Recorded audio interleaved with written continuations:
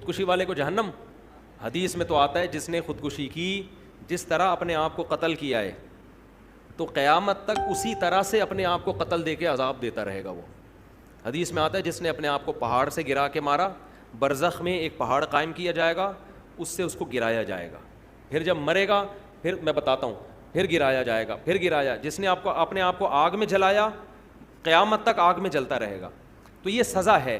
لیکن دوسری حدیثوں سے پتہ چلتا ہے کہ مسلمان کے لیے جو سزائیں اللہ نے رکھی ہیں اہل ایمان کے لیے وہ اللہ کی مشیت پر ہیں. اللہ اگر اپنی رحمت سے کسی کو معاف کرنا چاہے تو پھر اللہ پہ کوئی پابندی نہیں ہے. سزا اللہ نے بتا دی یہ ہے اور یہ ملے گی سزا. لیکن اگر کوئی کسی اس کے لیے اتنی دعائیں مغفرت کر لیتا ہے, اتنا مانگتا ہے اللہ سے رو رو کے, تو اس کی وجہ سے نہیں, اللہ اس کی وجہ سے ہو سکتا ہے اس کو بخش دے. تو اس لیے کوئی خودکشی کر کے جاتا ہے تو اس کے لیے دعا بہرحال کرنی چاہیے, بلکہ وہ تو دعاؤں کا زیادہ محتاج ہے, زیادہ لیکن اپریشیٹ نہیں کرنا چاہیے, ترس نہیں کھانا چاہیے.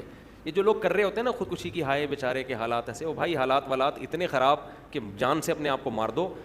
اگر یہ قابل ترس ہوتا تو پھر اللہ ترس کھاتا نا اس کے اوپر. اللہ نے سزا رکھی ہوئی ہے, باقی اللہ معاف کرنا چاہے تو وہ اس کی مرضی ہے, کہ نہ سزا دے وہ تو وہ اللہ کی مرضی ہے. تو وہ تو ہم اللہ پہ تو کوئی پابندی نہیں لگا سکتے نا کہ کیوں سزا نہیں دی اللہ